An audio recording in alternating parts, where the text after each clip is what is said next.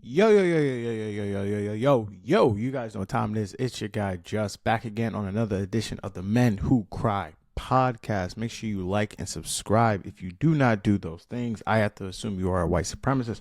On today's show, we'll be talking heavy NBA and touching a little bit on music. So yeah, the craziest thing happened the other day.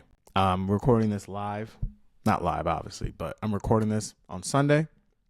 I'm taping this while the Grammys are playing in the background for me. So if you see my eyes kind of go up a little bit, that's what I'm watching, trying to make sure I stay up to date with everything going on. But I was out watching Knicks Lakers at a bar. Obviously, knew what was going to happen.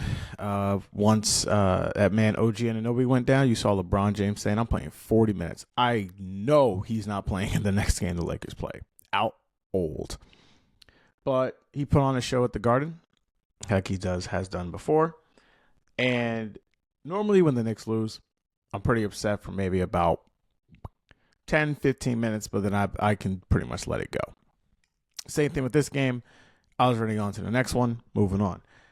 I come back, and I'm thinking my friends are trolling me because they put in this tweet that Luka Doncic is getting traded. And I kid you not, for the next 20 minutes, I was checking every other source to make sure that I wasn't being hacked. Like, that's how crazy this trade was. To put in full perspective, the Lakers are getting Luka Doncic, Maxi Kleber, and Marquise Morris, the other Morris. Didn't know one of them was still in the league. And the Mavericks will be receiving Max Christie, a first-round pick in 2029, and Anthony Davis. I actually want to start with this on a little bit on the Mavericks side. Because a lot of people are killing the Mavericks for this deal, and we'll get to the Lakers part of this and the Luka part of this eventually. But I actually think they didn't get better, but I don't think their window to win the championship or get to the finals this year is that worse, if I'm just being honest. If you think about this, I understand it's a regular season, but if you look at a lot of some of these regular season matchups, they do kind of hold true in the postseason, right? I think a lot of times what happens is when we dismiss these regular season matchups, we get to know who's playing, who's not playing. The fact that Dallas has beaten OKC 3 times this year, and I believe 2 times when Luka didn't play, has to be factored into this. And the fact that you can argue that they will have, I don't know, at least a top 7, top 6, top 5 defense in the league now with Anthony Davis and Max Christie, plus PJ Washington can slide his feet and move with it. I don't necessarily think that they should be getting killed in the sense that their team is still very good and they're going to try and win the championship this season. Like, Anthony Davis is still one of the 15 best players in the league. They got something back for their All-NBA player in Luka Doncic, right? And I think right now the Mavericks are currently constructed are a better team than the Lakers as it is right now, right? And so these guys have real value. These guys have real stamina, things in the league that they have to actually win it. Now we'll see how it goes. We'll see what happens at the rest of the end of the trade deadline, but I absolutely think they're still one of the contenders to get out of the conference. This to me came down to being Tim Bontemps of the Hoop Collective talked about this. So I'm taking a little bit from him, where he said like they basically just shorted Luka Doncic, and that's the reason why he was ended up moved. And the part of this that's always so funny is if you looked at everything that has happened in Los Angeles since the history of the NBA has been around, the Lakers have somehow found a star. They, by hook or by crook, they have had a elite player on their roster in their primes multiple times. Kobe, Shaq, Wilt, Kareem, Magic, LeBron, Kobe, Anthony Davis. Now they're getting Luka Doncic. And the thing is it's so fascinating is, and why I think this trade is ultimately not even really a trade in the sense of like we're getting a superstar, we're giving up one of our superstars. Ultimately, I think this is actually a trade that is actually almost in direct contrast of what the NBA is trying to avoid, and that's their ratings decrease. What do I mean by that? Okay, like I just said before, I do think the Dallas Mavericks are still contenders. Like, I wouldn't be shocked if they won the championship this year. That's how good I think Anthony Davis and Kyrie can be together as teammates. So let's just say for the next 3 years, right? Let's say they win the conference 2 more times and win 1 championship, right? But obviously, like, the downfall is going to come because they're shorting Luka. Their 2 best players are now in their early 30s. They just traded away a 25-year-old who will be 26 at the end of this month. But if you look at the way that it will handle for the Lakers, them winning a championship with Luka is ultimately their only goal. But if they only win 1 championship, and let's say they get to the finals another time, whatever, they've had a successful run with Luka. But you're going to feel so much better watching Luka Doncic play and make his Hall of Fame career, for the most part, be in a Lakers jersey. He's obviously not going to make All-NBA this year. He didn't make the All-Star team this year. He had a really bad calf injury. But there's no expectation that he does not have a first-team All-NBA spot locked in for the next 7 seasons. 7 seasons. But he's not going to win the championship every single year. At least you don't think so, right? Unless it's, Lakers pull off something else and things like that happen. But the idea that the conflict of this is, does the regular season matter? Because Luka's going to do things in the regular season in the Lakers uniform that's going to be fabulous. The Lakers are on TV a lot now. Can you imagine what's going to happen when Luka's on the team? And so it comes down to this of, what do fans and what do people really care about? I do believe in the fact that the journey is part of the process. I like watching a team start the season, build good habits, and then find a way to be able to eventually, compete in the postseason. Doesn't mean they're always going to win the championship, but they do these things in order to prepare themselves for the postseason. However, fans, media members alike, whatever seems to be telling us that the regular season doesn't matter, and it's just about the postseason. So if the postseason just matters, and at the end of the day, people just care about winning the championship, right? If you decided and determined that this guy was never going to take the game seriously enough to get into shape, and we do not have time to wait for him to grow up, mature, whatever you want to say, is they are simply shorting their stock and saying we are going all in right now in a very odd way by flipping the best player on their team.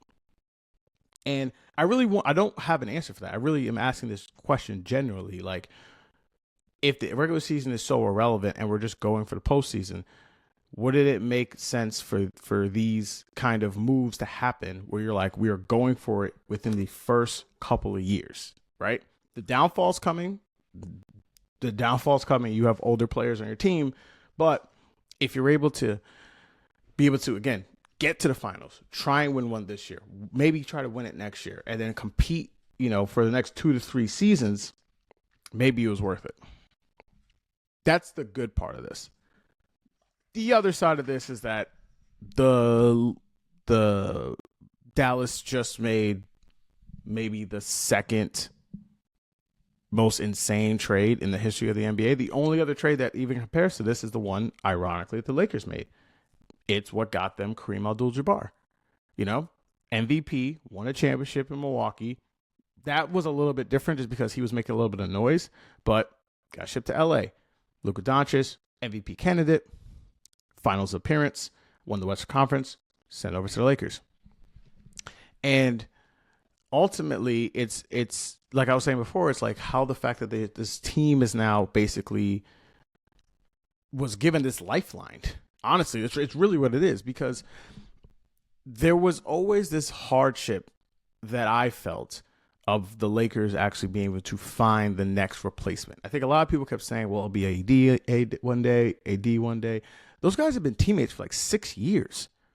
And at no point did anyone really feel that AD was taking the mantle from LeBron. I don't think that's a talent thing. I think that's a mentality thing. And for whatever reason, he just wasn't able to do it. And so the fact that they now have Luka, I don't think makes their title chances better this season, though I will not pick against probably Luka and LeBron in a playoff series. That's just crazy to say out loud. But this is now the first time where LeBron doesn't have the ultimate leverage on the team. You know, like reports are right now that he's not expected to be traded or waive his trade clause, no trade clause before the end of the deadline. But if you're the Lakers, like you could completely reset this whole thing and just send LeBron where he needs to go. You get more assets back, and then you really build out the team in Luka's image, right?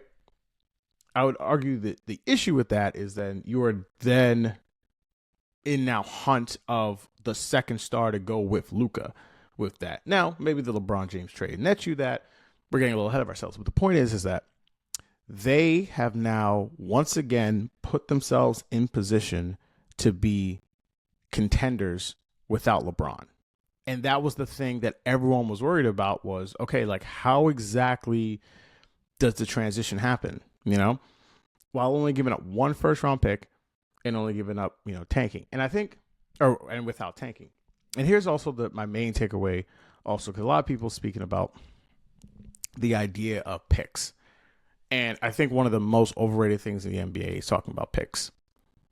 I really do. If you look at a lot of the teams that were able to become champions through these types of trades, those picks didn't actually help them become anything. The Boston Celtics are the example and the bar every single time, because what happened with the Nets trade? They traded Kevin Garnett, Jason Terry, Paul Pierce, Brooklyn. Everyone knows what happened. Those picks became Jason Tatum, Jaylen Brown. But oftentimes, if you look at those deals, the picks aren't the thing. The picks that you get from the other team aren't the actual things that net you to being either a champion or a contender. The Anthony Davis trade from New Orleans, the best player they got in the draft from those picks was Dyson Daniels, who they ended up shipping to Atlanta this season.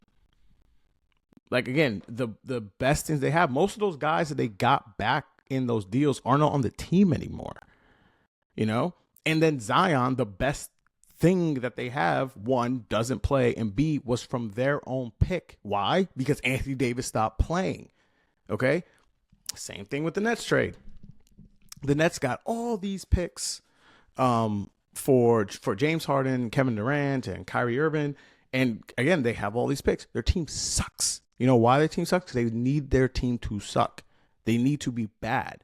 Prior to this, when they still had Mikal Bridges, Cam Johnson still on the team or whatever, they were just in no man's land. They were not good enough to really be, bad.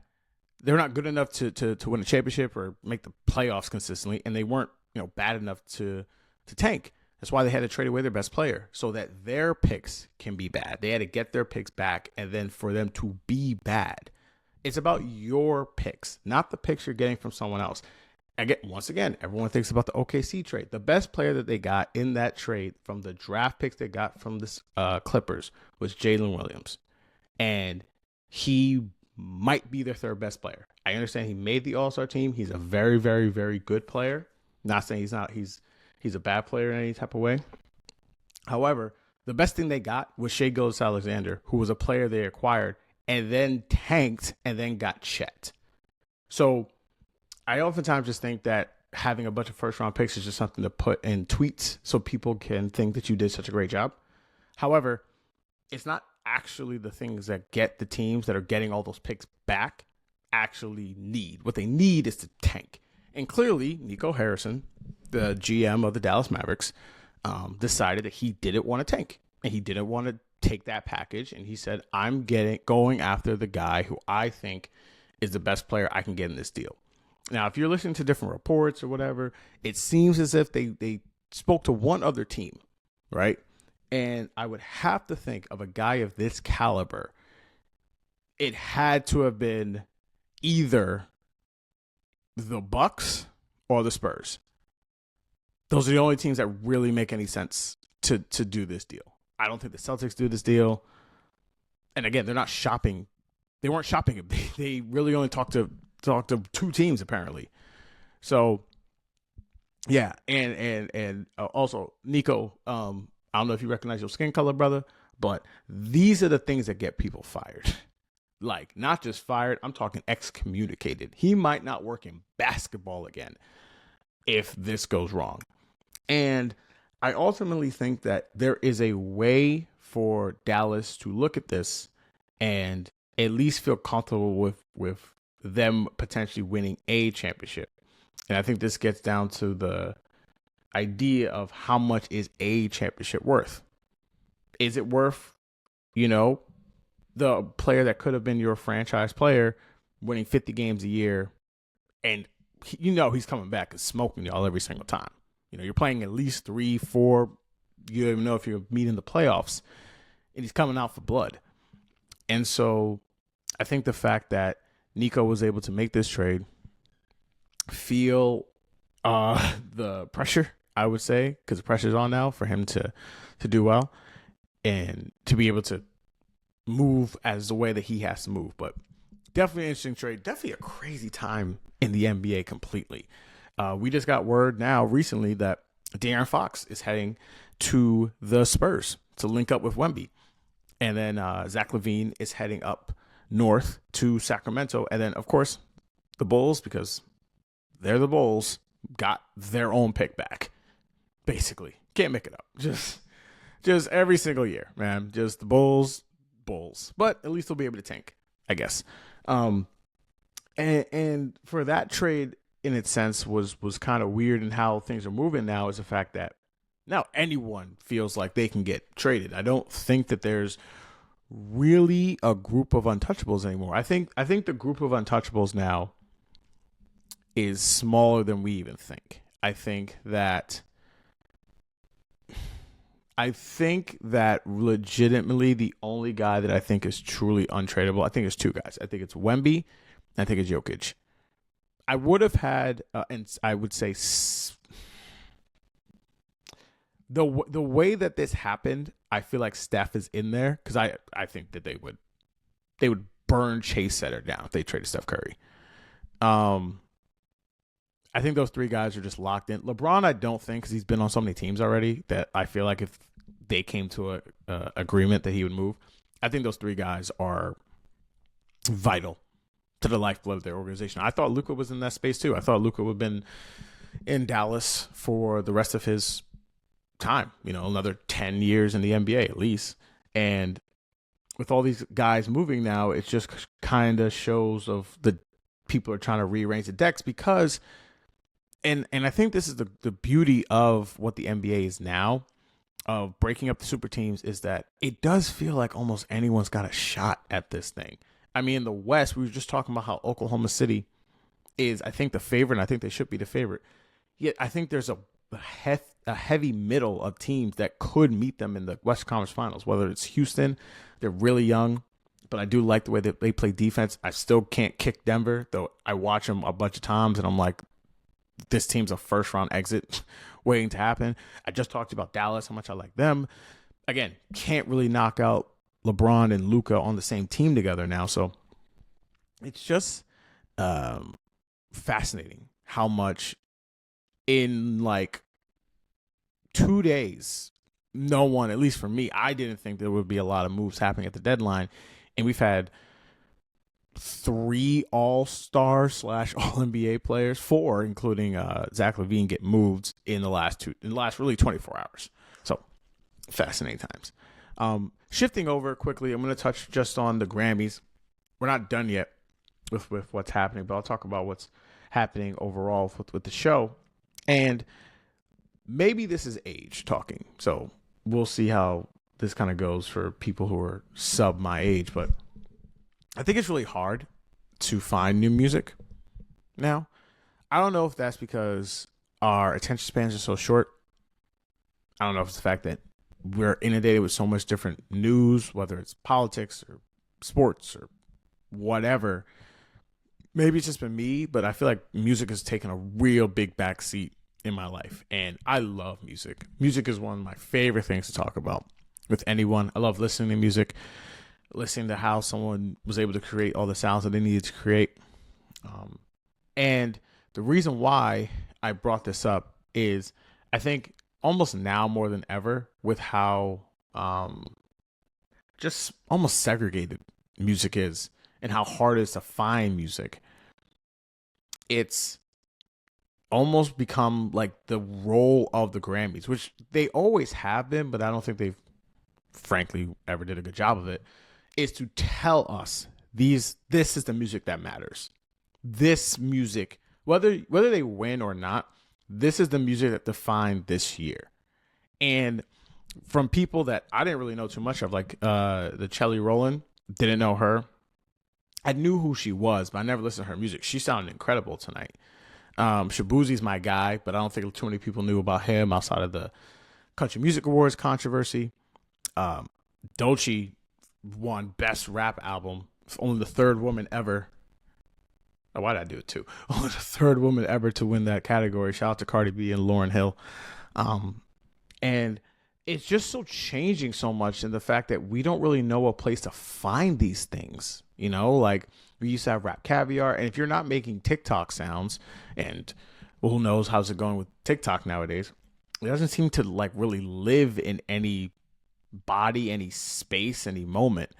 And I think now more than ever is when you just need the Grammys, because the Grammys are ultimately always going to get a good rating, always going to be something that is an event that people will watch.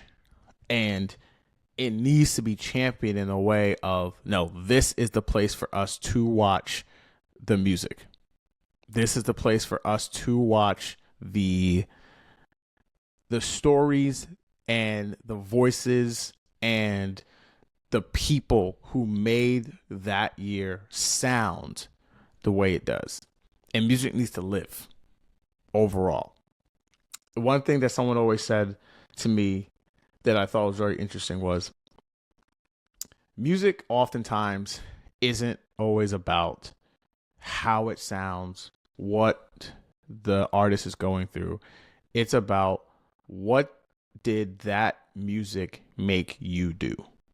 Most people do things to music. You drive around, you listen to music. You work out, you listen to music. You ride in the train, listen to music. You do work, listening to music. You go through your darkest times, listening to music. Music makes you do.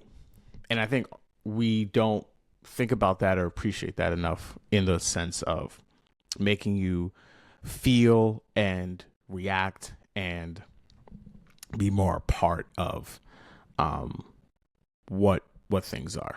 So can't believe I'm saying this, because I was a staunch hater of the Grammys for a long time, and I still don't think they get everything right. But I think in the era of disintegrating music locations, they are still to me a great foundation of where to find the music that's supposed to matter to people.